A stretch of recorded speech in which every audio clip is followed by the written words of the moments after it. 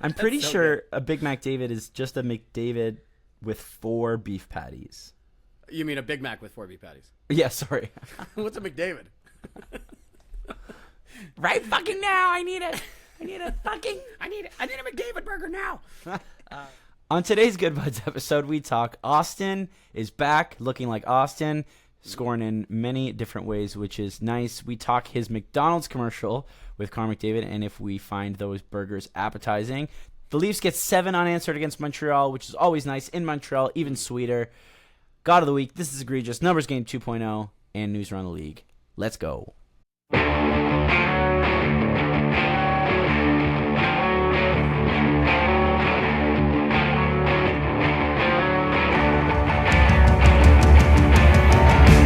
What's going on, everybody? Welcome to episode 49 of the Good Buds podcast, a show about the Toronto Maple Leafs, not weed, but weed is tight. My name is Joey Belfiore, here as always with Andrew Bascom.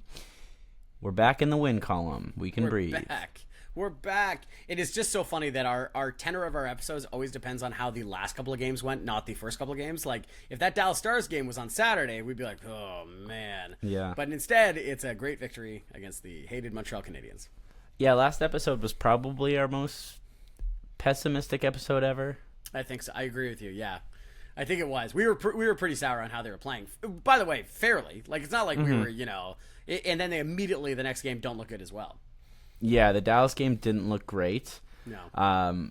But you know what? That was like a week ago. So let's start with the New Jersey game. Yeah. Yeah, it's Let's go news. New Jersey. That's a lot more fun to talk about. So what have you done for me lately, League? Yeah. Joey, you were Leafs, in the building. I was in the building. Wow. I was sitting in the same seats that me and you sat in the game against the Lightning, Oh, great seats. which were great. So basically, you're sitting 16 rows up from the circle, where the Leafs shoot twice on Jacob Markstrom's blocker side. Yeah. So I got a pure, perfect view of that Austin Matthews short side tying Short side. goal. Yeah. You know what? It was interesting because the game I thought started a little slow. It felt like we were kind of controlling possession in that first period, and New Jersey gets kind of that goal where Jack Hughes is just kind of left all alone, and Left alone in front of what the net, yeah. what can you do about that one? And I'm trying to scream like Jack Hughes grew up a Leaf fan. Because there were a considerable amount of New Jersey Devils fans in Really? the building. Yeah, I guess the red sticks out, right? Yeah, that's true. And a lot of them wearing the green, like the green and red. Okay, I wanted to ask you about this because, as everyone knows, Joey hates the light blue coloring when your team is not colored light blue, like the Philadelphia Phillies or Oh yeah, the baby blues. baby blue, powder blue, whatever you want to call it. You hate Unless that. like that's your color, like it works with the Chargers, like the Los Angeles Chargers, it looks great. That's your color. But if you're like the Philadelphia Phillies, like I'm talking about, or the old Montreal Expos, used to have a red and blue or red coloring, and then all of a sudden you wear these baby blue jerseys, and it's like, what the hell is this?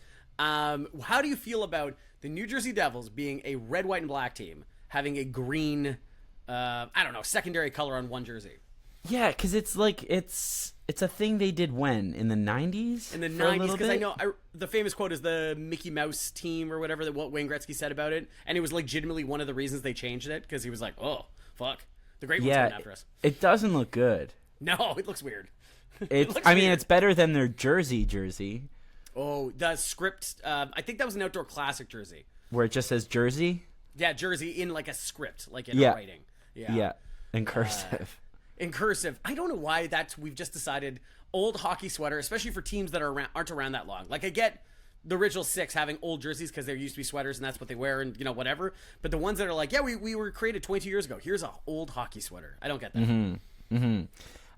But yeah, I thought the game started a little awkwardly. It was kind of just like that back and forth. We couldn't really find sort of. It felt like we were controlling play, but at the same time we were like, oh, we're just fighting it. We're down until sort of the end. It was a fantastic finish, and from my end, I was giving it to Markstrom all game, as I do. As you do, yeah. And I was also trying to chirp Sheldon in a way that was like, the you Like see your what? ex No. the you see your ex chirps. Like I was like yelling like, how are your parents? And like, we just weren't ready for commitment. Yeah. It wasn't you, it was us. Like those Right. classic ones. So when I said, I was like, how are your parents? The guy behind me was like, what does that even mean? And I was like, oh, I'm just doing this X thing that I clearly am the only one who is enjoying this. So if you didn't listen to last week's episode, we had talked about how Joey was going to go to the game and Sheldon Keefe was going to be there, and they were going to do a video or some kind of celebratory thing, and Joey was going to be standing and applauding and being like, we miss you, we love you, like it's not all your fault, it was mostly us, but whatever kind of thing. And and I like that you carried through and people were like, what the hell are you talking about? Yeah. Some of them, like some people got it, Yeah. but some people were just very confused. I also thought the tribute was very anticlimactic. Like, not even 20% of the stadium stood. It was very like, I thought he deserved better. Like, if we're gonna be giving like standing ovations and claps for like Pierre Engvall and players like that, like I thought Sheldon deserved better. It was like 9 years with the MLSE organization, won a MLSE, Calder Cup. yeah. Like, I thought he deserved better than the claps we got. I don't know, from the TV broadcast, what did it like? Did they show anything? They showed it barely. They showed the end. Okay. And him just putting his hand up and like, thanks, and then just moving on with the game. Like, these usually happen during commercial breaks for a reason. And so you don't get to see them always unless they're a big player. It felt like, oh, that was it. They did a thing before the game. So I think that was mostly it, like on TV at least, to like recap his time with Toronto. So I think that was where they kind of hammered it home, and that's why they didn't show the whole thing. But I agree with you. It is tough for a head coach because what do you show? It's not like you can show highlights. You show like little quotes or him like pointing or screaming. Yeah. They'll show like the Tampa Bay win. They'll show that kind of stuff. But like, yeah, it was. I would agree with muted. It's too bad that more people didn't cheer though. Yeah. Oh, I kept saying we miss your tomato face. Yeah, that was another one. I can't really think of all of them. But Yeah. Well, we sweep the series against the Devils 3-0. There you go. I know. It is kind of brutal too that like the thing that we've gotten really good at is holding on to leads, and the things that the Sheldon Keefe team they got got a lot of flack about was that they blew a lot of leads and then the Devils blow a lead. You're like, oh Yeah. fuck. Okay. Yeah. That's true. Austin Matthews, obviously, we talked about that a little bit with a beautiful short side snipe coming down the wing. And then Willie Nylander taking it over in overtime. Oh. Luke Hughes hit the post, and then Mitch Marner with a beautiful feed to find him. One of the hardest post hits I've seen in a long time. It flew back out past the circle. Like that thing must have moved the net. That Austin Matthews goal is incredible, and that's the second game in a row. The Dallas game, he also short-sided it, just exactly the same spot. Might be getting a wrap on that one, or he's setting up the other side of like next time it's going wide and you won't, But yeah, incredible. And then the Willie thing, and the quote at the end after the game too is just amazing. Like, why is everyone freaking out? It's 3 games. Like, just relax. Like, classic Willie of like, this does not bother me. This should not bother you as much. I'm on the team, and it doesn't matter. Yeah, he even had he's just so hilarious with the media. Like at this point of his career, like his shirt's off, he's dripping in sweat, and he's just kind of like, yeah, I don't know. I mean, yeah, like it's whatever, I mean, like if you take a drink every time Willie says "I mean" in an interview, you will be absolutely hammered. You're dead. Yeah. Speaking of Willie, have you seen the Amazon Face Off show yet? Oh yeah, I watched that as soon as it came out. Okay, I haven't seen it, but I know the first episode's about Willie Nylander. I gotta watch it. It's depressing. Yeah.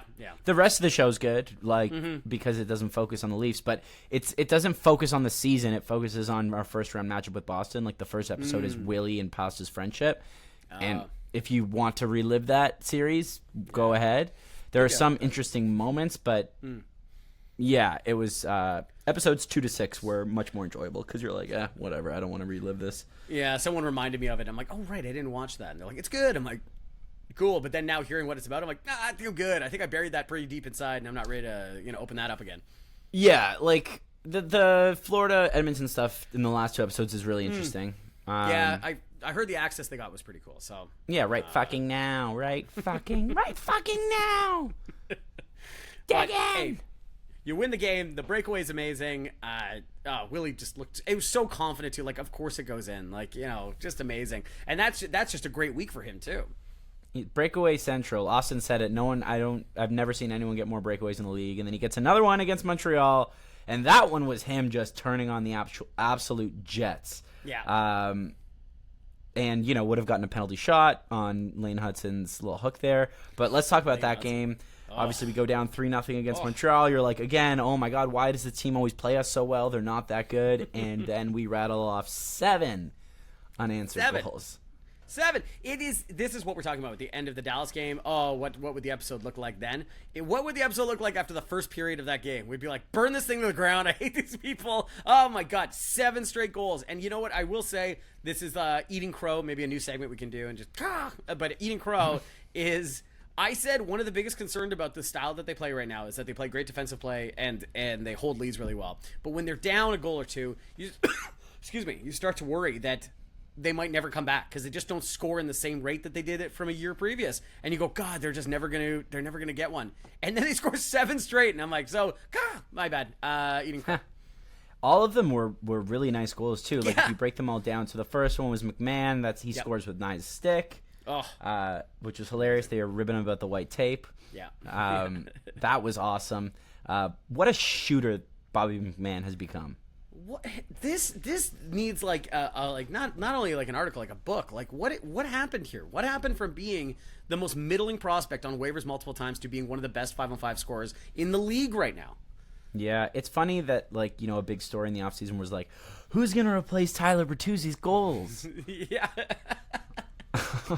What? How are we going to replace that elite production from Tyler Bertuzzi? Yeah, how in the world could we ever replace Tyler Bertuzzi, who is playing in Chicago, and I've not heard a single thing about all year. So, and it's Bobby. Turned out it was inside. The call's coming from inside the house. It was Bobby McMahon because he is playing so well. And that goal, and it's just he's such a confident goal scorer now too. Mm-hmm. It is not the Nick Robertson. Oh my God, I can't believe I scored. I'm going to bounce off the glass. It is that went in. Yeah, let's go back to the bench now. All right, cool. And that was goal 2. Nick Robertson bouncing off the glass, literally going 2 knees on the ice like a turtle shell and exploding. Every onto the goal glass. is like he's winning water. He's like Willy Wonka with a golden ticket. Like he's like, oh my God, I can't believe I did it. What a feed from OEL on that one, who had an absolutely unreal game. His seeing eye shot, which was the go-ahead goal, but not before the Willie breakaway goal that was beautiful, and then the Austin Matthews shorthanded absolute laser. It was like real nice goal after real nice goal, and then OEL finds Steven Lorentz with a beautiful pass all alone and undresses Montembeault. What a great finish. What a great finish. What a great way to walk out of... I keep talking... I was talking to my wife who's going like, we should go to Montreal for one of these games one time. Like, you're in Montreal, great town to be in, and you get to go see the Leafs in another stadium. And that wouldn't be so... with another arena, and that'd be so much fun. And if you saw this game, you'd be floating. Like, you wouldn't step on the way out. I can't believe this. I've always wanted to do the Bell Center. Nikki and I bought train tickets, game tickets, hotel tickets. It was all paid for, and then Omicron hit. It was like that. It was like because they always play this time of year in Montreal, like January, February. So it was around that time. So then the game was canceled, and we had to cancel our trip. So haven't done it since, or haven't planned to do it since, but would love to go to the Bell Center to experience that. But a lot of Leaf, because obviously when we play here, there's a lot of Montreal fans in the building. It's just the nature of it. But a lot of Leaf fans there too, which is nice to see. The reactions to every time they cut to a Leafs fan in the stands, especially when it was 3-2 on, was like Big Brother attitudes. Like everyone laughing and putting their arms around each other, like ha ha ha. I can't believe. Oh, look at us! Look, we're just kicking the shit out of these guys. It's so good because there is a certain element of this now with Montreal. That Montreal mystique will always be there in the pregame and the stuff and whatever, and they do those things so well. And the Bell Center is really cool and beautiful, and there's history dripping all over it. But they are down so bad right now. And they're down so bad, and their quotes are, depressing. And even just the 2 things I wanted to highlight, too, was Lane Hudson. Now, I only know Lane Hudson because if you're on social media, anyone with, a Montreal, tag in their profile or whatever is, telling you how Lane Hudson is going to be Bobby Orr. They're like, oh, you got to see Lane Hudson. And then they show you a 45-second clip of him skating around, and you're like, what am I missing? Like, I feel like I watch a lot of hockey. I don't see it. And then the Lane Hudson I saw on Saturday night was a -5 with 2 giveaways, 2 penalties. He absolutely got walked by Pontus Holberg and then stiff-armed by Willie Nylander into, like, oblivion to score a goal. Who is this guy? Like, I know he's a kid, so, like, you don't want to get too much on him, but that's not the guy that everyone keeps talking about, is it? Yeah, and then didn't Willie like kiss the crowd? Like, did he blow a kiss or did he shush the crowd? I did think something he was shushing the hilarious. crowd. It's so good. Yeah, blowing the kiss would be nice though. That's like it's very French. Yeah, that was good. It is interesting because obviously there's a lot of Lane Hudson hype there. There's a lot of hype there. I think obviously a fan base like Montreal, they're especially how the last few years have gone, they're going to claw and try to grab onto anything that is sort of positive. But, I mean, to their credit, they are playing better, really good right now, really well right now. Yeah. Like, let me check the standings. I think they might be in a playoff spot, like, as we speak. Well, the reason I bring that up too, Joey, is that if you're Canadian like us and you have any access there's a Bell Crave commercial that's like, which is a streaming service, and one of the shows that they advertise is a Montreal Canadiens inside documentary. And the end quote of that like clip that you see every time you watch football or hockey or anything like that is always going, I think we got something really good happening here. And it's always, it leaves on that thing and you're like, yeah, well, okay. Yeah, so they are just out.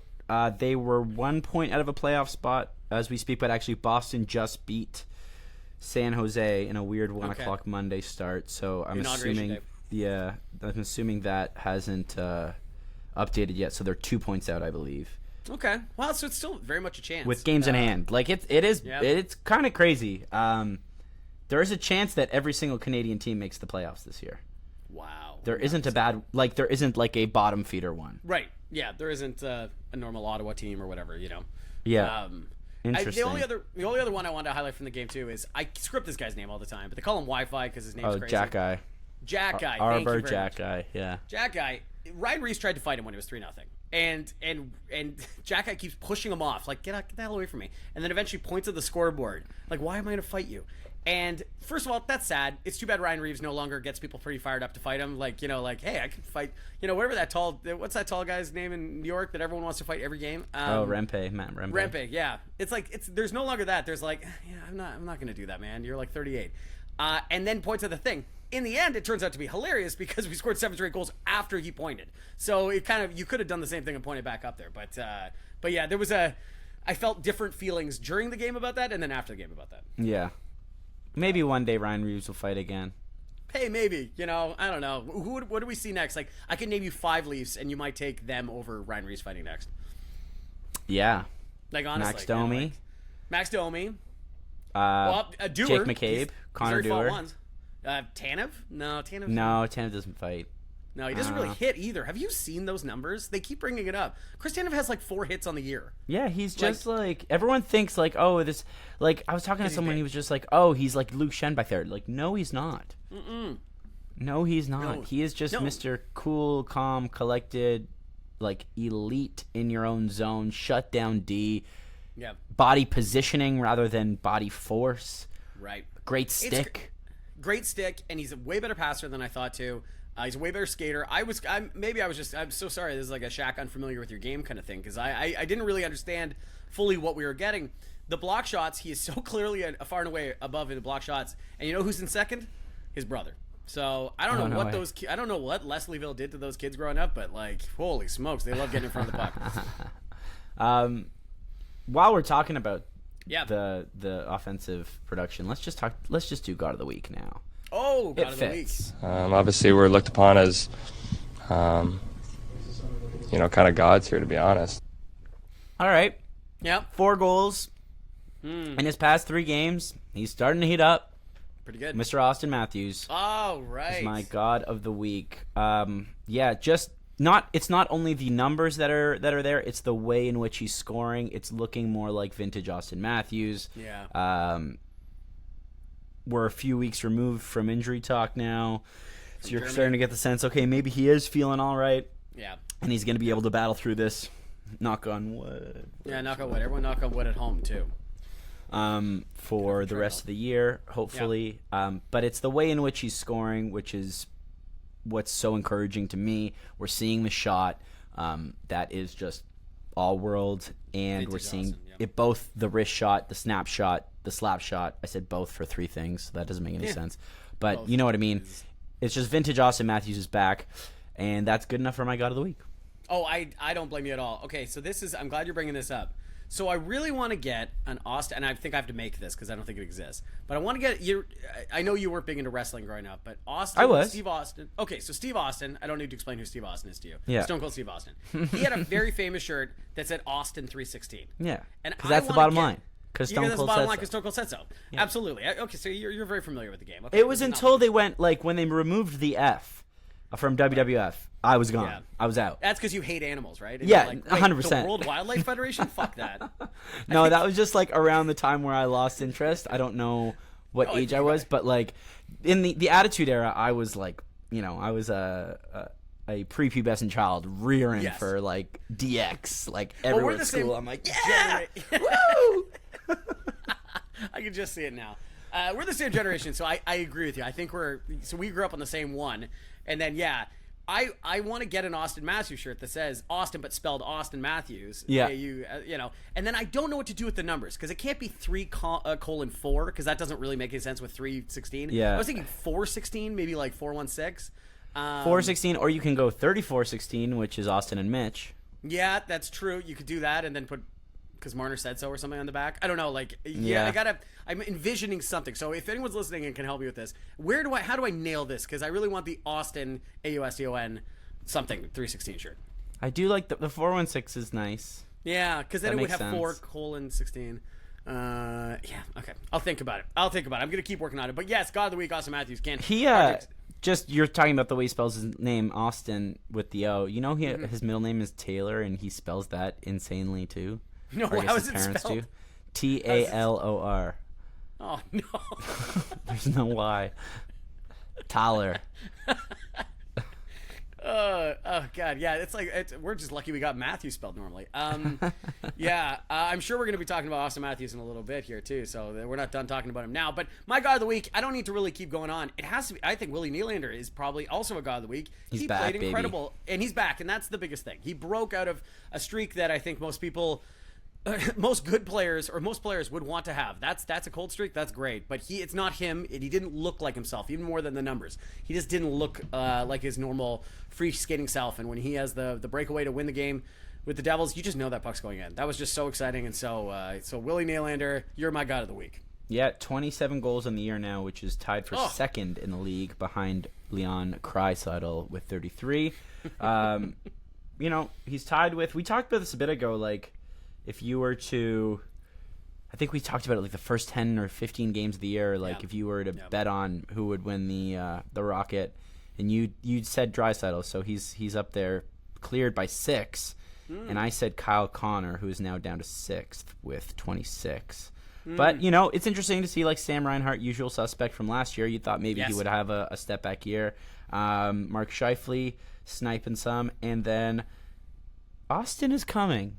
Okay, he's missed a lot of time, but he's coming. Yeah, I wonder how much ground he can make up. That's what I wanted to say. Like, I wonder how close he can make this. Like, I don't think anyone can expect him to beat Draisaitl, especially if Draisaitl stays healthy. But, man, like, I wonder how close he can get because he can just score at a rate that, like, obviously we know this. We know that no one else can in the league. So He is, at 19 right now? Yeah. 18. So he's 18? He's at 18. So, okay. Yeah, I don't think he's going to win the Rocket, but I wouldn't be surprised if he's back. He's in the top 10 come the end of the year. Yeah. This is a good offseason talk, but I wonder at what point in what year you could start talking about him passing Sundin for the all-time, because it is for not goals. Goal.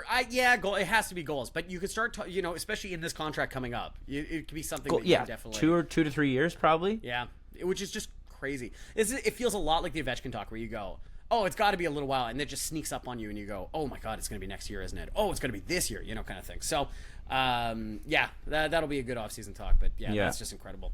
We're doing a lot of Austin talk. Yeah, a lot of Austin talk. Like I like it's in my. This is egregious, so I feel like let's just do it now. Oh, okay. This is egregious. This is egregious! This is egregious! Okay. So the McDonald's ad. What took so long? The one with him and McDavid. The one with him and McDavid. So there's like a running ad now with Austin and Connor. Bunch of different commercials. I don't even know if I've seen all of them. There's a few different ones. And it kind of mirrors what? It was like the Jordan no, it was, yeah, and then there was also like the Sundin and Gretzky, right? Yeah, Sundin and yeah. Gretzky, yeah. That we were, when we were kids, yeah. So what took so long? We're at Yeah. year 8 or 9 of the league, and I'm not saying McDonald's specifically, but like it took this long to get Austin and Connor, like your two superstars, in a commercial together, right? Yeah. This is the first that they're in together. Am I mistaken? Believe so. Yeah, I can't think of anything else. It's a little egregious, I thought, but I just want to talk about the burgers for a second because Okay, that's the part you want to take from it, eh? I'm a big McDonald's guy. Are you a McDonald's guy? I am in the way that I don't not like McDonald's. I just don't, I have it when I have it. Yeah, that's fair. Yeah. Okay, so the Big Mac David, which I think is just a Joey's looking at his phone. He's pulling up the menu. I'm pretty so sure a Big Mac David is just a McDavid with 4 beef patties. You mean a Big Mac with 4 beef patties? Yeah, sorry. What's a McDavid? Right fucking now, I need a McDavid burger now. Yeah, so I think that's just a Big Mac with extra meat. I think. With more meat. Do you think they know what's in their burger at all? Yes, because Oh, well, do they? No, they don't eat them. They're just holding them up. I was gonna say I also can't imagine those guys. Like, I don't know. I don't think it's like a Phil Kessel thing where it's like, yeah, I go to McDonald's all the time. Like, I think these are like No, a nutritionist yeah. lives in the house with them probably. My favorite part though in the description, the copy for this is the sauce on the McDavid burger. Paying tribute to Connor McDavid's bold play style.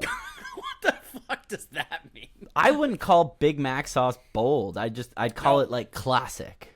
Oh, you know? Yeah, that's good. Or best in the industry, just like Connor McDavid or something Like like that. Or... I don't know. I Big Mac is my order. Like I love Sure. getting Big Mac, but I don't take a bite and I'm like, that's bold. Whoa! I should have warned you about that. Whoa. That's bold. Yeah, it's more just like, that's tasty. That's classic. Hey, that's good.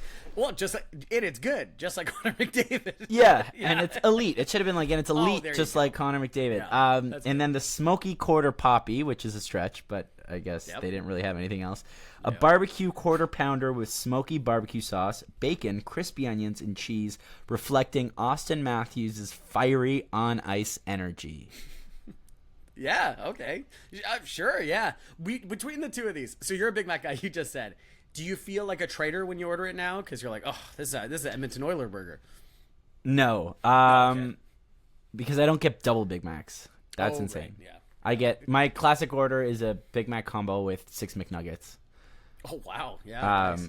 So, but I do want to have the sit down and have both these burgers side by side and then try them, and then I will report back on this podcast. Oh, please. Yes, that would be the greatest if you could come back and give your notes. Yeah, because I think maybe I'll like film myself eating them and then post it on our video. Because then, Oh, I love that. Yeah, go to our YouTube channel to watch Joey eat these burgers and give a review in real time. I would love to that you bite it, like just non-connected and be like, man, this is really fiery. It's kind of It's like, you gonna- know, have you watched hockey? Do you watch hockey? Because like, Yeah. man, this really reminds me of Austin Matthews. is on ice playing style. Yeah. Oh my I'd say God. this smoky taste is just like the fire in Austin Matthews' eyes. When you order the burger, you have to go to the person, take the order, and go, do you have anything that's, I don't know, a little fiery like Austin Matthews? She goes, oh, you won't believe Yeah. what I got for you today. Holy smokes. I think you got to get those. Like, I haven't sat in a McDonald's in a million years. Mm-hmm. Now with Uber Eats, They don't really let you anymore. Do they not? I Well, haven't like, been there.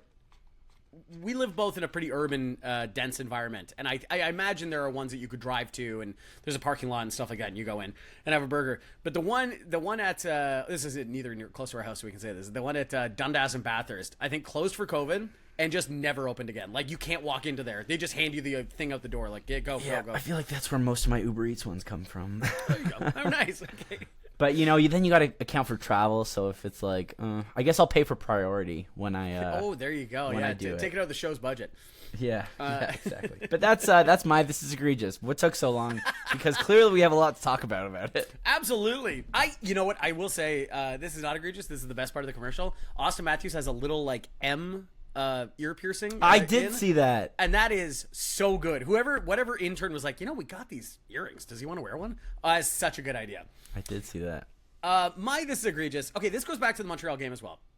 Craig Simpson, a guy who has been doing games for 60 years, I have no idea, forever, and I often have no opinion on. Like, I don't think he's good. I don't think he's bad. I don't seem to have an opinion on Craig Simpson because so many of the people and the color people in our lives are really personalities, and I think he's like wallpaper. So I've never really noticed a lot of things he said, or he's never really offended me with anything he said. But oh my God, during the second and third period, especially leading into the third period, he kept mentioning over and over and over again how Montreal leads the league in third period comebacks. He must have said this 100 times. I swear to God, it was like the every other thing out of his mouth. And it was like it was at 3-3, 4-3, 5-3, 6-3, 7-3. It was just like he wouldn't stop about it. And like two things are surprising. I didn't know that about Montreal, so I'm glad he told me that once. The second time got annoying. But it's interesting the first time because you're like, oh, but then also they're down in a lot of games. So maybe that has something to do with it. Nah, I don't know, whatever. But the other one is just, we talk about it on the podcast all the time that we do not have a home broadcast because all of our games are national broadcasts. We don't have our Jack Edwards or our local guy that is like kind Joe of Bowen. in the bag for Joe Bowen. He does the radio, right? Yeah, we don't have him where We don't should have be. anymore. And that's annoying because you want a guy that's like cheering for the Leafs like you are, especially the color guy. And it was just a sign that we just don't have that. We never have the home field. And that's really annoying because I don't know if you know this, Joey, but Montreal leads the league in third period comebacks. Oh, I didn't know that. Thank you for telling let me. me tell you that a few more times this episode. I'm kind of like you with Craig. I think Craig is familiar. Like that Sure. would be the word I use to describe him. It's a very familiar voice. Kind of makes me feel nice because I'm like, he's been around for so long, and the tone of his voice, I have zero problem with. I like the tone. Yep. Like whereas like, I think Chris Cuthbert, I think he does a better job than Jim Houston, but the tone of his voice isn't my favorite. Okay. It's a little kind of high and whiny for my liking. I'm just being Yeah. particular and picky here. But Craig Simpson's tone, I think, is nice. Yeah. So I'll leave it at that. Okay, well, there you go. So there's a nice little positive wrap at the end for Craig Simpson. Week ahead, we've got Tampa tonight, Amazon Prime game. Another Amazon Prime game against Tampa. Like the fourth? Wow. Third or fourth, yeah. And then it's the fourth Amazon Prime game the Leafs are on. I don't know how many of them against the Lightning, but yes. second against the Lightning because we were at the first one. Oh, yeah, you're right, because we weren't able to watch the first Amazon game, yes. Yeah. And then Wednesday, home to Columbus, and then we go into Ottawa for a Saturday nighter. That should be fun. Ottawa's in a playoff spot right now. Yeah. That should probably be the biggest juice that the Battle of Ontario has had in a long time, which is something to look forward to.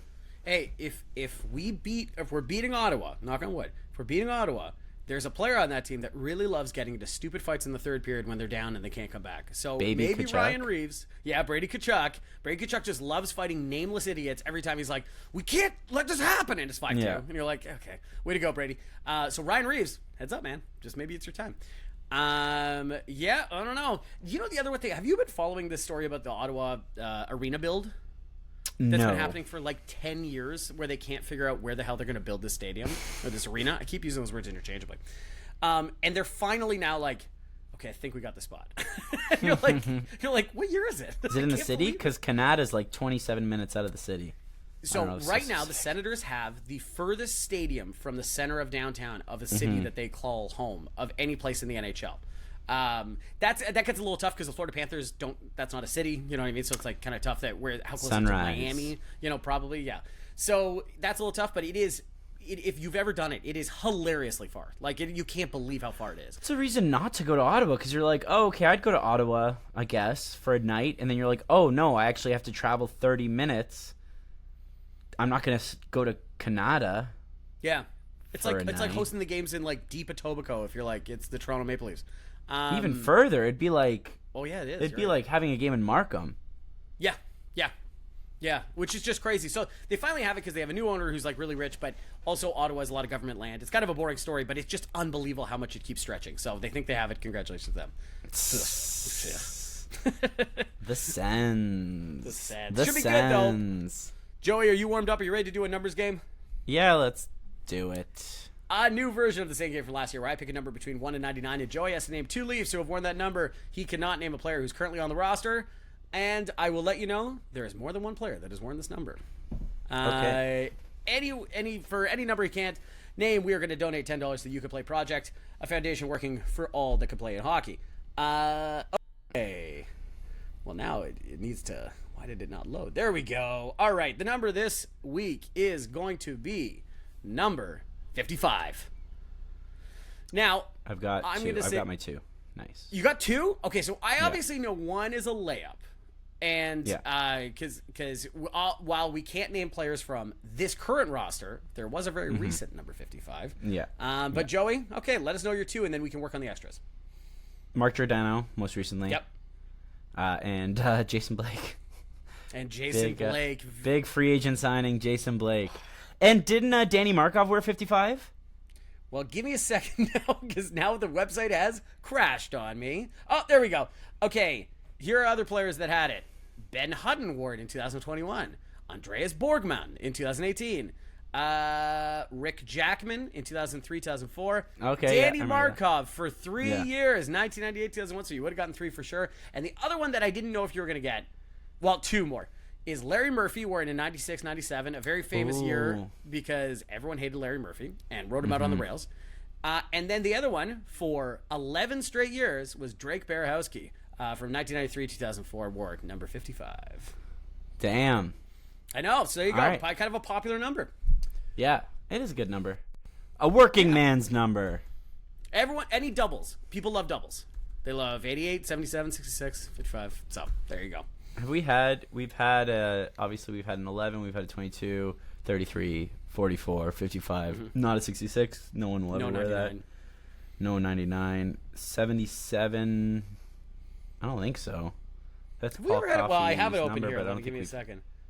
We've had think 3 we've ever players had who have some. worn 77. Oh, we We'll have. do that in the future. Yeah, you won't get this. Actually, okay, since we're never going to do this one, I'll just do it now because, we've had 2 players, excuse me. This website that I use always screws me up because it always says, like, a player that is in the Marlies or, like, in our system that uses it. And so they'll say in the future. And you're like, well, that's not it. They've had 2 players. Adam Brooks wore in 2020, 2021. Brooksy. Oh, that guy. Yeah. Winnipeg's own. Winnipeg's very good. Yes, it scored a goal too. I think with the Leafs against the I remember Rangers, that. I think. And then one. Okay, but he only played 1 year, or wore this number 1 year. Excuse me. And he's a big guy, and he's kind of famous for defenseman playing for Tampa Bay. Oh, did Pavel Kubina wear it? Pavel Kubina, very good. Wow, 2 numbers for the price of 1 today on this episode. So he must have worn like a billion numbers with the Leafs because I remember he wore 73 because his number with Tampa was 13. And when he came over, he couldn't wear 13 because Sundin was 13, obviously. That makes sense. So he wore 73. And then I think he hated it that he changed it to 31. And then maybe he wore 77 at some point in time. See, they only say the year next to it. I'd love if they showed the games. You know what I mean? Like, like he switched halfway a year, which obviously they highly discourage. So maybe he didn't do that. But yeah, Pavel Kubina. Wow. So there goes. There's your 77s. Pavel Kubina, I believe he was a July 1st acquisition the same time Hal Gill was in one of the most underwhelming July 1sts we've ever had. Do you want Hal Gill? We've got Pavel Kubina. They're the same guy. And you're like, no, they're not. We'll take both. That was a John we'll take Ferguson both. Jr. Just special, in if I'm case. not mistaken. Okay, just a quick news thing. It's a shame that the Four Nations face-off had to pick their rosters so far in advance because it seems like all 3 Canada goalies are the wrong picks. Yeah. So obviously, because they're not playing well. Logan Thompson is playing sensational. What other 2 would you be naming? I don't know. Well, Montalban seems not the answer No, either, 'cause he's Montembeault not doesn't playing seem like the best goalie on his own team. great. No, I know. That's a good point. Not him. How about that? We know that. No, I'd still bring Binnington because just of the pedigree. Experience. But yeah, I don't know. Aiden Hill, I guess. I guess I guess. Yeah. I saw a graphic, and it was like the top 3 Canadian goalies by the numbers this year are not any of those 3. It's Logan Thompson, and then let me see if I can find it. Yeah. It is odd that I guess they do it because they got to print a bunch Darcy of stuff. Kemper. Darcy Kemper. Yeah, okay. Yeah, that makes sense. And Joey Decord. Whoa. Okay, how about that? Joey Decord. Darcy Kemper, a lot of experience too. Yep. So I don't know. Yeah, okay. Well, I think with what you have, you just start Bennington and you just say this is your net until you play bad, and then you give it to Hill, and then Montembeault doesn't see a game. That's kind of the way I'd do it. That is probably the way you're going to do it. The other thing is, like, as much as the other offenses are very good, they're obviously playing in front of the best defense they're ever going to play in front of, so or play behind. So, you hope for that part of it. But yeah, you're right. It is kind of odd how early those were named. Yeah, and like you can't switch. I don't know how the Olympics work, but they should maybe figure that out. The Olympics makes more sense to me because the Olympics is a committee. Like, it's not just hockey, right? Like, it's if you're a shot putter or you're a whatever, you know what I mean? Like, you need to qualify at the World Championship, and then we know who our team is, and then we get you ready, and there's all these, like, passports and shit like that. This is, like, one of those things that we made up. Like, we could just do whatever we want. Why did they have to name it, 3 months in advance? That doesn't make any sense. It's weird. Yeah, okay. Well, there you go. Yeah, that'll be dreadful. My biggest fear about the Four Nations is that, like, they're so bad, or Canada's so bad, or we drop out so quickly that we go, I just don't care about it. Like, and you barely watch. You know what I mean? Like, that is the worst thing that happens. Yeah, it's 3. You get you play all 3 games, and then the best 2 teams play in the final. That's just the way it is, right? Like, yeah, I guess. So we'll see. I don't know. I don't really care. To be honest. Like, yeah. We'll see. It's the first year of it. Well, it's better than the All-Star game. How about that? Yeah, okay. I'll give you that. Yeah, how about that? Yeah. I think that is all the time we have today. But if you made it this far, we appreciate the hell out of all you good buds. If you're listening to this on Monday, hopefully we destroy Tampa. If you're listening to this on Tuesday, hopefully we destroyed, past tense, Tampa. Thank you so much for listening. Go Leafs, go. Go Leafs, go. When you're back down. When you're back down in Mexico, I hope you feel better like you wanted to then. I know we haven't talked. Furnished by Sad Styles Productions. Get into it.